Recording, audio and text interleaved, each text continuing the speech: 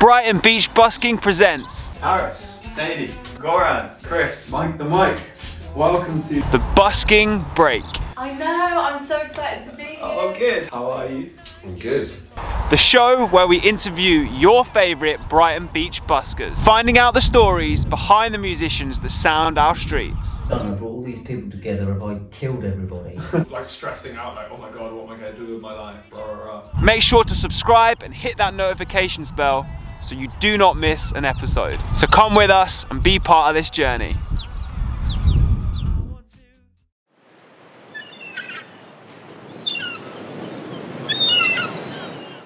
Hello and welcome to the Busking Break here at the Works Pier. Today we spoke with Mike the Mike. It was a really inspirational conversation and I hope you enjoy it.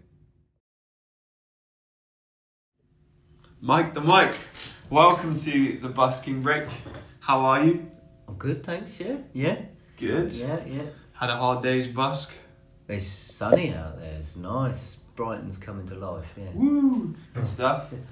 So, guitar player, you're in Harry's Tricks, the swing band. Tell us about your musical journey.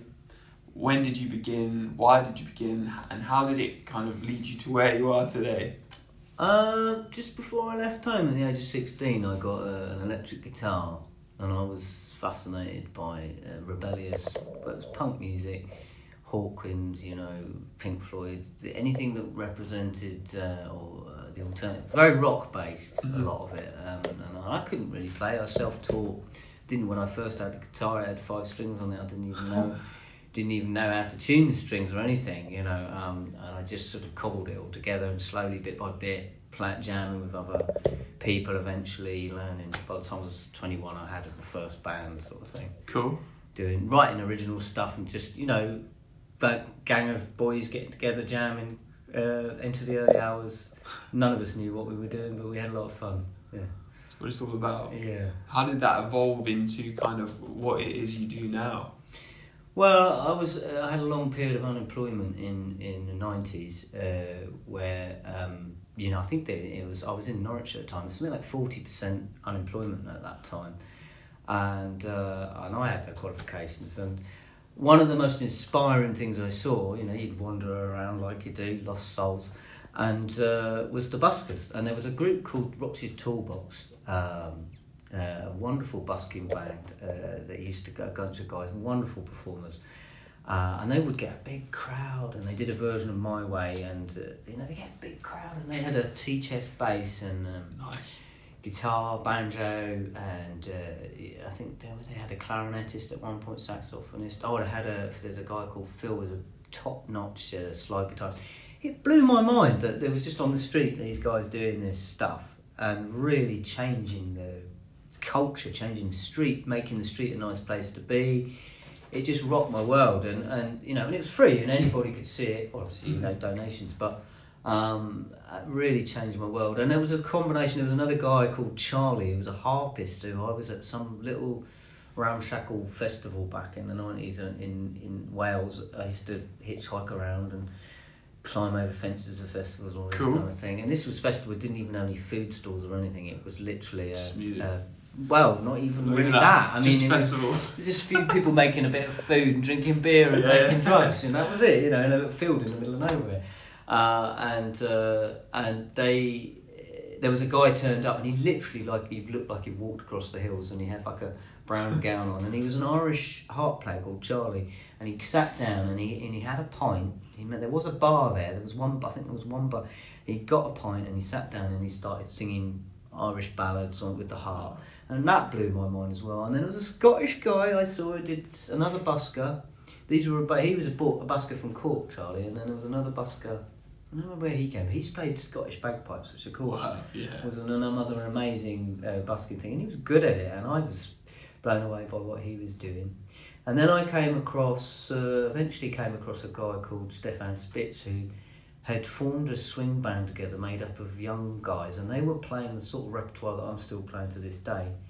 And I got up on stage and did a couple of Jungle Book numbers with them and stuff like that. Originally I was just writing songs. Okay. And I had quite a good little repertoire, and I recorded an album with a guitarist, my brother, who's now my brother-in-law, Andy Kirkham, and we recorded some very intricate kind of weird stuff. And then we ended up doing pub gigs and we're doing covers. And then I found out that I loved doing the Jungle Book songs more than anything else, because it was kind of like it as a guitar rhythm and singing, it was complete by itself. Then I realised that music was an entire genre. So I dropped all my interest in rock or any other genre, and I started focusing on pre-1945 music, really.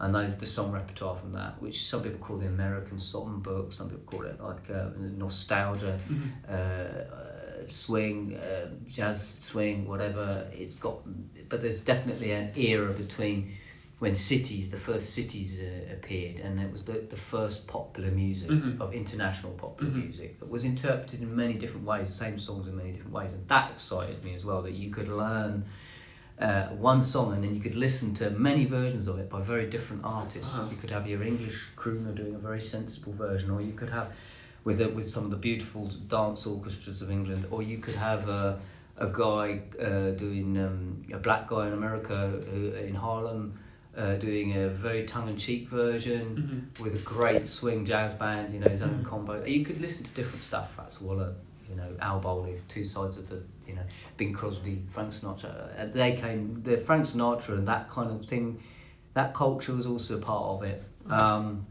So that music was a popular music for me. Yeah. And it cut through. It was pre-pop, as in what we call pop now, which is music that's promoted primarily through the records and through images before, whereas I like the music that fascinated me was the music that was promoted by the band leaders. So if you wanted to hear that music, and you had to go and see, as it really was, you had to go and see the band.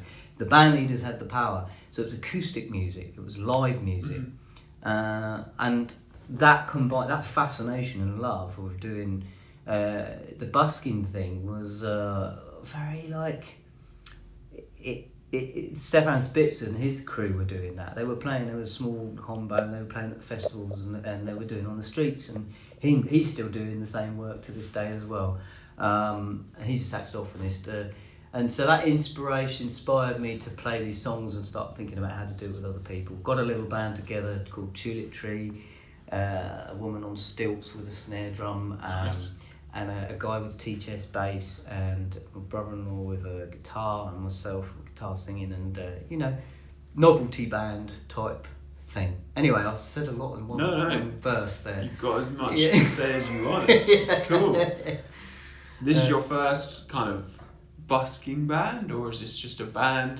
Tulip Tree. Well, I suppose in a way it was a busking band, but we went to Winchester Hat Fair. I remember we did that, and we did little festival gigs and an amount of busking. It was always a mixture for me. I was always like, busking is my, what I love about. I tell you what's at the real core of busking, and what I realised through those guys who I first saw.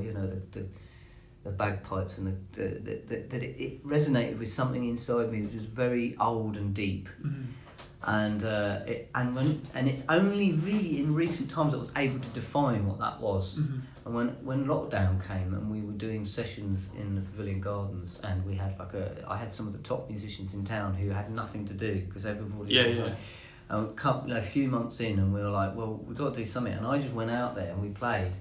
And we ended up with like a 6-piece band of top jazz musicians playing in the Pavilion Gardens every Sunday. The weather was immaculate all year. We get big crowds of people, crowds, I say civilised. It was all very, very sensible. Nobody was being out of order really. It was incredibly civilised. And I thought, why is it that I have to do this? Why is it, because every week I go home and I think, oh my God, what have I done? I brought all these people together. Have I killed everybody? Am I doing the wrong thing? This is terrible, And then I'd go through the whole crisis, and then I'd say, no, I've got to do it. People would come up and thank me and say, there's nothing going on. I would have killed myself if I didn't have this to come to. Some lonely people, some desperate people, some very lucid, intelligent people, but suddenly their lifestyles have been taken. And this was a communal. And the jazz community, the jazz audience, and these people would come in as well, and it was a beautiful thing.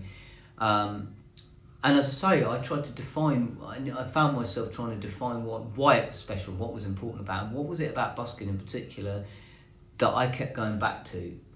And it's because when you stand on the street and you busk and you create a vibe, right, with no formality, no it could be pre-planned in your own head or whatever, but true busking, there's no formality, there's no form filled in, there's no bureaucracy.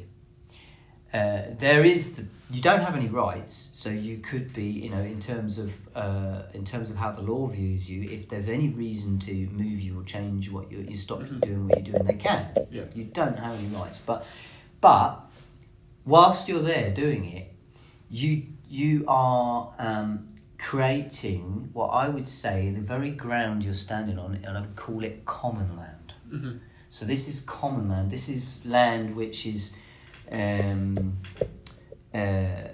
where two strangers can come together through the music. Mm-hmm.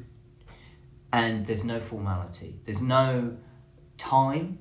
Mm-hmm. There's no clock time going, we'll meet you at this such time. It's just, here we are now, and you're creating common land for the people. And that is so powerful.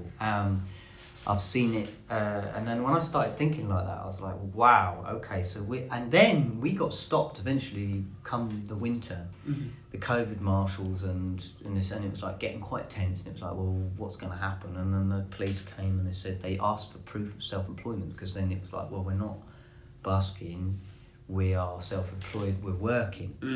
Because it was a very strange grey area. What was going on? Got a bit weird. We weren't really taking any risks. Don't get me wrong. We weren't getting near anyone. But yeah. So and the police wouldn't bother us. The police would say, yeah, okay, you're self-employed, that's fine. And then it was the COVID marshals, and they came in and they said, we and then once they got involved, and the police were obliged to be involved, and blah blah blah. And we had some very strange conversations. Anyway, we got stopped a few times, and it was breaking my heart, because it was like, if I can't do this is my lifeline, this is how I'm keeping myself visible, this is how I'm keeping my community, this is how I'm continuing to do my work, which is to bring people together, and to bring bands together, and then people together, and create this spontaneous, free environment for everybody. And play music that's, like I've described, that is as for everybody as it can be, kind of thing. It's not for young people, not for old people, it's for both, which is something that buskers tend to learn about, like it is when you're out there. You can get a niche, but and when they stopped us, it was like, I heard that day, so we went home with our tail between our legs, told off, having had a very strange argument with these COVID marshals and the police and everything. It was like they were causing anyway. So we wandered off, and I went home with my tail with legs, broken hearted, really, just thinking, is this the end? Is this ever going to change? Is this ever going to be reversed? Is that it? We're done for, And it did change, but it has. And, That's but I heard that day that Fukushima Dolphin, I don't know whether you've interviewed him. We've been on the show. Yeah. Great guy. I love him to bits. He was busking just down the other end of the seafront that same day, and it's reported that the COVID marshals were seen sort of loitering around tapping their feet, and people were really imbibing it. And I thought to myself, that's true busking. True busking always transcends, as does music, as does live performance, as my job if I turn up at a wedding to play at a wedding, or whatever the occasion, a pub, a gutter, whatever it is. If I'm playing it, I'm there to transcend what's going on, the mundane. That's what music's for. That's what the musician's job is. It's not to complain about what is, but to transcend it. It's a spiritual work. And for the busker, it's the hardest spiritual work, because you're trying to transcend an environment that's completely has any element to it that it might throw at you. So when I heard that he'd been getting away with it, and that he'd had a good day. I mean, he did get stopped a bit later on, but he'd had a good day, and we'd been stopped that day, and I thought, fair play. He managed to transcend the situation. The COVID marshals went, we won't bother here. Do you know what I mean? We'd got caught. We couldn't transcend. That day we couldn't find the energy. We couldn't find that inspiration, and that's what I love about it. Is the sport of it. If you when you're busking, if you can change that street or that environment into something better than it was before you got there, then generally speaking, no one will bother you. The law won't bother you. The landowners won't bother you. The shopkeepers won't bother you. The desperate won't bother you. The rich won't. No one will bother you. They'll go. Fair enough. He's got a vibe going No on. vibe, yeah. It's so well said. So many gems in there. So many good pieces of knowledge and advice and everything. Have you got a story or a time that sticks out when you bust that's like been particularly memorable? Maybe something happened. I would have to say that it's very hard to beat the experience of 2020 being in the middle of the Pavilion Gardens with a superb bunch of musicians, and something between 70 and 100 people having very civilised little gatherings, socially distanced, right across the park, and us playing. And I can remember some moments where the trumpet was soaring and the vibe was soaring, and there was the people, all the swing dancers there, and then we stopped and you hear the whole area cheering, clapping. That's awesome. And on top of that, this is bearing in mind that you've just walked through an empty town. Wow. You've just walked. I mean, how can it get strange? How can it get more memorable than that? Yeah. I walk into town thinking there's no, this is like, what's going on? There's no, and then you get to the park and there's, these people waiting for it to happen. It was incredible, and that was a big feeling for busking. I mean, musically. Otherwise, it's normally for me. There's many stories of. It would be more about the combination of the people I was working with and the eras and the times. That's how the memories. But there are some moments. I mean, there's some magic moments where you sing lyrics. I remember, for some reason, I called Teddy Bear's Picnic. Now, I very, very rarely play Teddy Bear's Picnic, but I do happen to know it, and I know all the words in my head. So I launched into this song, and as I did it, one of the musicians I was playing with pointed over and went, and someone walked past with a giant teddy bear. Wow. Or, I started singing the amount of times that there's quite a few songs with the lines, rain in it, but you start singing the word and then plop straight on your face, just as you said the word. But it's happened with me snow as well. I remember I was in Great Yarmouth. When I first started busking seriously, I was going around, I was living in Norwich, and I used to go around all the little market towns in Norfolk and Suffolk, get up at crack of dawn, you'd have to get there, and you get to the pitch, you've been on a bus and a train, and you're like desperate for a piss, but you just have to get on the pitch. And you have to stand and you wait there, and you've got to play for 3 hours to get your money on the market day, and you can't move from the pitch because you'll lose it, and then you have to go there. It's the busker's life. That's awesome. How does Brighton compare to other places you busk? What is it about Brighton for you? Brighton brought me here by its in the time when I came here, sort of, I was a bit on the tail end actually. There was a group of guys called the Tragic Roundabout, and if you look, scratch the surface of Brighton, I mean, you won't find much evidence of them online. It's a bit of a pre-online, a lot of what their maddest stuff, but there was a guy with a clarinet, a banjo, and an accordion, and they're still all around, and I think they did their last gig before lockdown, as far as I know. And they were a heavy drinking band, and they were a busking band, and they used to busk in the Pavilion Gardens in the late 90s and mid 90s, and they were teenagers, and they'd take their clothes off in the snow and to make money or whatever. And they were wild. They were a wild bunch of youngsters with a punk attitude, but they were playing something in between Jewish music and rock music and Chaz and Dave. There's a bit of kind of tension between these styles, and they wrote their own self-penned, very silly songs. It was kind of the basis for what a lot of festival bands have become actually since then. And that I forgot to mention them earlier because they're a massive inspiration for me, those guys. And I remember being at Cambridge, what's that festival? Strawberry Fair. Yeah, It's Strawberry Fair. I remember two of them, the clarinetist and the banjoist, played all night just near where I was camping, and they were jumped in the river and they carried on playing. Wow. And they were really doing it. They were really doing it. They drink hard. They could drink pubs dry. Them and their audience would literally drink pubs dry.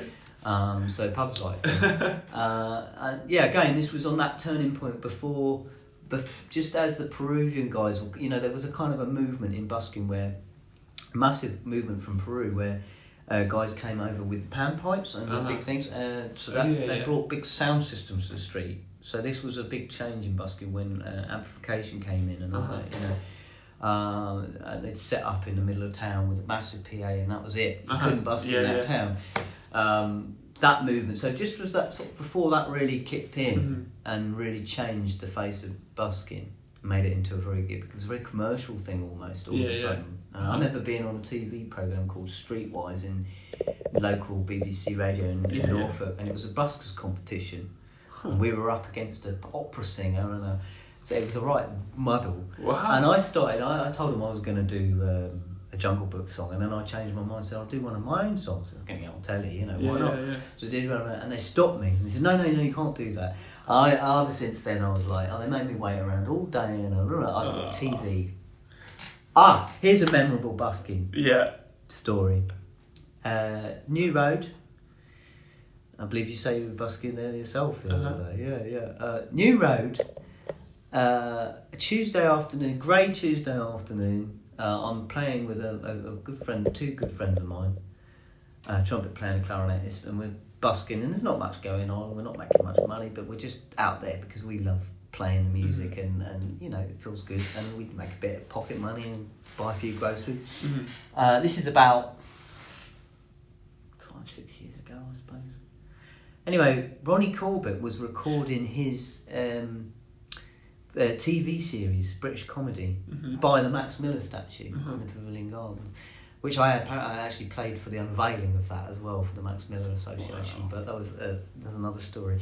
But yeah, we did he's filming his thing, and no word of a lie, he comes over and he introduces himself to us. Really nice guy, really nice, very professional, very small, stocky guy, big head, and very striking, with the makeup and that as well, and the perfect hair. Old school, beautiful old school gentleman. Came over and he introduced himself, said, what are you fellas doing? And he went back over, and third time he came over, says that film crew are taking ages, He says, you don't know 5'2", do you? And he was about 5'2". I said, wow. We do, yeah, I know that one. He said, and he sang the song, we did an instrumental break, and he sang it again. We did the back end vocals, we did the whole thing. About 3 people clapped, there was hardly anyone there. It just so happened one of my musician friends saw it, to certify that it did happen. So yeah, I busted Ronnie Corbett on New Road. That's awesome. That's one of the more memorable stories for the Busking Break as well. Yeah, I went home and laughed for about 15 minutes and we did that because he was on the telly. When I was a child, I grew up watching that man. Every day, every weekend. He was there. 2 Ronnies was on. So one of my dad's sort of someone who made my dad laugh. So it was like for that to happen, busking. It's completely informal, but what credit to that man that he would do something like that. That's awesome. Someone that fan. And then he drove off in his Mercedes, chauffeur-driven Mercedes, waved out the window. Wow.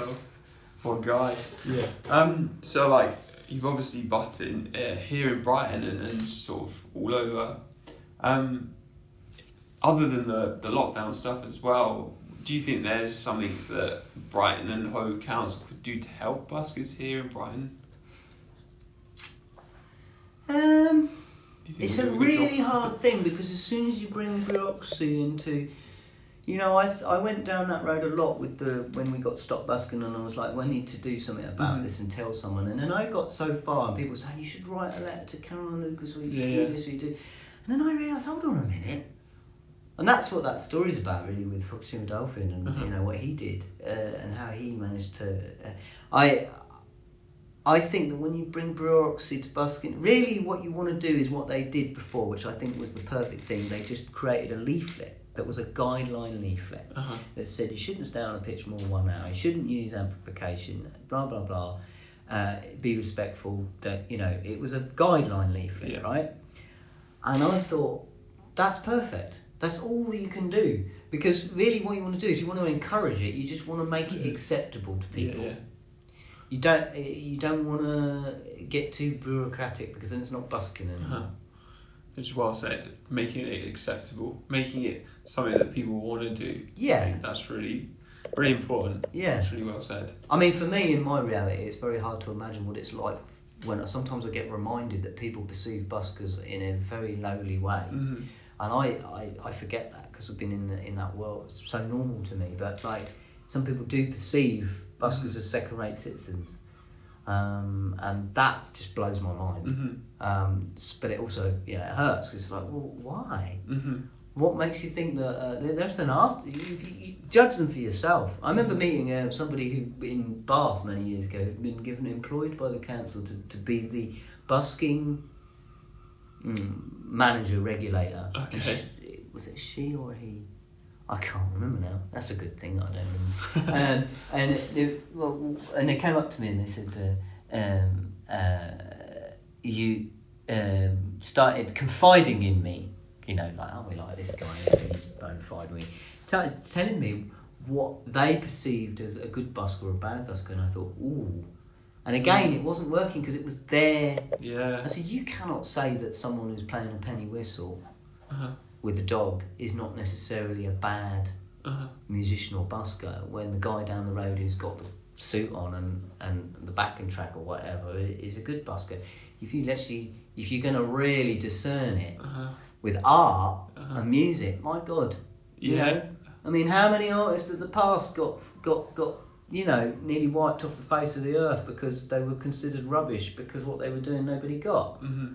And I've heard penny whistle players. I've met penny whistle players that are virtuosic. They grew up on the streets in Ireland playing penny whistle. Yeah. Sessions used to go on the streets in Cork till 2-3 in the morning, and these people would jam playing the Irish stuff. And this guy, I remember him playing a penny tune, and he came to my house in England once, and he played a tune on a penny whistle. It was heartbreaking ballad, beautiful, But he could only keep himself together enough to keep a penny whistle. He wasn't going to be able to carry loads of gear around. Yeah. Where I'm not impressed by some of the more commercial buskers. I'm not impressed. It's a big sound. Great. It works, entertains. I'm not against any kind of form of entertainment, but I don't think you can judge art in that way. Mm-hmm. And I was very surprised that this person who'd been given this job, I don't suppose that his job position lasted. Probably not. That's interesting there was even a job position, but... Yeah, I thought I want that job. Let's go around and chat with all the buskers and having a Yeah. You guys. I'm going on here. That's really cool. So we've been asking all the buskers the same question, and you can take it as deep or as literally as you want, but what is music to you? Ooh. It's the opportunity to have a language dedicated to love, as opposed to a language for politics or for opinions or ego. It's an opportunity. It's a universal language that gives you that possibility to be pure, especially when you're talking about melody and harmony and rhythm in its purest sense. It no longer needs to be defined by, even language. Words are defined by history and culture. English language is very bad for using for certain things. It doesn't do very well at describing some things. Whereas music, words always have jealousy over music. Words are always sort of going, well, actually the music was like this. And people tried to quantify music, especially in jazz and classical. They quantify, well, if it's got this amount of complexity, therefore it must be good. Mm-hmm. And yet they're always defeated by the fact that one person stood up singing a ballad beautifully and purely from the heart can cut through a Beethoven symphony easily sometimes. Not to say that a Beethoven symphony played from the heart could break your heart just as much, but or more, whatever, more or less, whatever. So yeah, for me, it's the opportunity for the language of love. Oh wow, it's really poetic. It's really cool. I think that the word language is just a really good way to sum it up. I think that it really is a language. So for you as a busker and as a musician, what do you kind of work to a plan, or do you have like, you know, do you just sort of fill your calendar as it comes? Like how do you go about that? I'm stubborn. I do my thing. I do my practice. I try to reconnect with the art form, the love at home alone. I try to find a way to be pleased, to be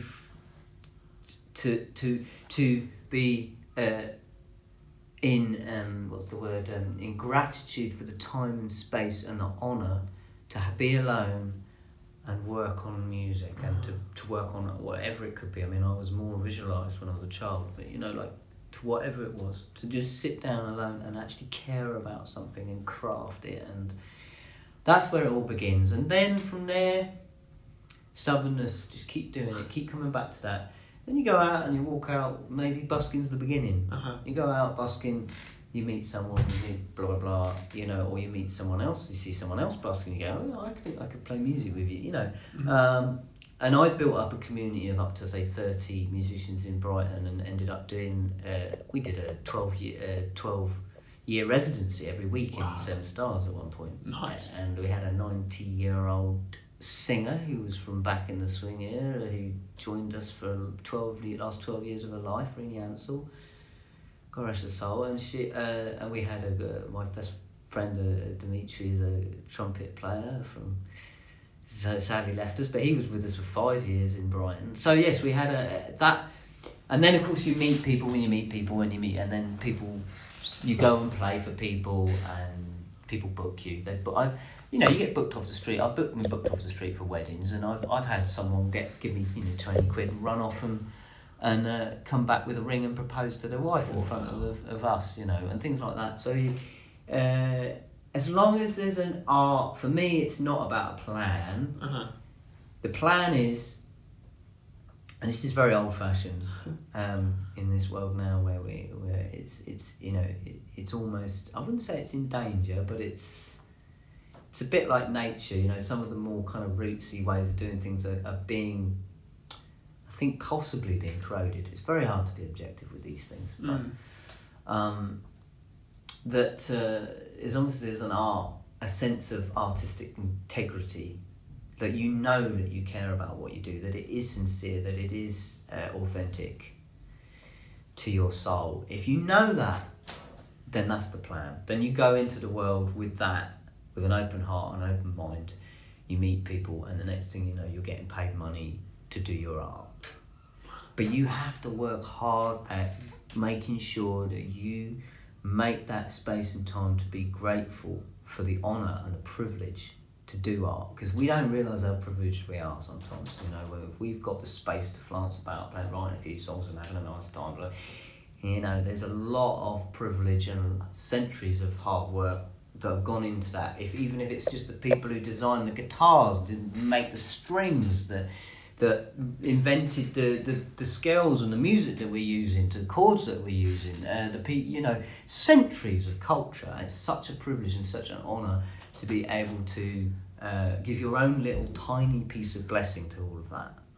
And I think busking is one of the most honest ways to do it, and it cuts through, like I say, centuries of bureaucracy, which can tend to get in the way, especially when we start talking about post-1945 or even like post-1940, when the commercial machine, where the mass media machine was able to promote an artist before you'd even seen them. And that's a very different ball game. So that, you're cutting through all of that with busking. Wow, that's so well said. I think I'm going to have to watch this back a few times. Just as a sort of final question, if anyone was watching and they're thinking about starting as a musician or a busker, what would your one word of advice be? Or your one Love saying? what you do. Keep hold of that love. Or if you stop loving it, don't become cynical. Do something else. I like it. It's good. Well said. Love what you do. Mike, let everyone know where they can find you, where they can find your bands. If you go harrystricks.com, That's my little website. It needs a bit of updating, but you know, it gives you an idea of what I do and what I'm up to. There's links to some YouTube videos. There's my originals album on there. Who's Harry? That's also on Spotify. Who's Harry? That's quite important to point that out actually, because that's something that I actually bothered to do an originals album and put it out there. But of course, not being particularly much of a business-minded or promoter type, it's sitting there on Spotify. Who's Harry? Harry's Tricks. And what else have I got to offer? Well, I'm doing a gig. I'm at the moment, my most regular work is I'm in the Paris House on Saturday, doing with a quartet, and I'm doing a depot in cinema in Lewis on Sunday. Nice. In the courtyard there with a quartet as well, double bass, clarinet and drums. What else can I promote of myself? Gigging regularly. Some regular gigs. Well, I say the Paris House is a bit. Look out, Paris House Neptune in Hove is a nice little that was my first paid gig in Brighton, bar gig outside of the street, and the Neptune Paris House. What else? I've been in the Bootlegger a bit recently as well. It's quite a nice. That might turn in something. I'm not actually looking for a weekly residency as such at the moment. I did that for years, and actually I'm quite liking the free floating. It's taken a lot of confidence for me to not have that grounding in a like I'm going to be there. Place, But it's doing me good, I think, overall. Good stuff. Awesome. Well, I'm sure we can find you somewhere in Brighton. Yes. Sometime soon. Yeah. But thank you for doing it. Thank you for being on the Busking Break. Thank you, Ben. Thank you. Thank you for watching the Busking Break here on the Brighton Beach Busking YouTube channel. If you haven't already, then please click subscribe, like this video, and hit the notifications bell so you know when videos have been posted. Go and check out our busking guests. All their links are in the description. I have been your host, August Radio Project. If you're a musician, creative, and you like challenges, or you need some tips and tricks, then go and check out my YouTube channel, also linked in the description. Thank you to Works for welcoming us to the Works Pier and believing in the project. If you're a creative looking for workspace in Brighton, contact Works through the details in the description. They offer co-working, craft space, sound studios, offices, meeting rooms, and more. Also, thank you to Mug Time for the wonderful mugs. You can find the link to their Amazon shop in the description below. And thank you to you for watching the Busking Break. And I'm sure I will see you in the next one. Thank you.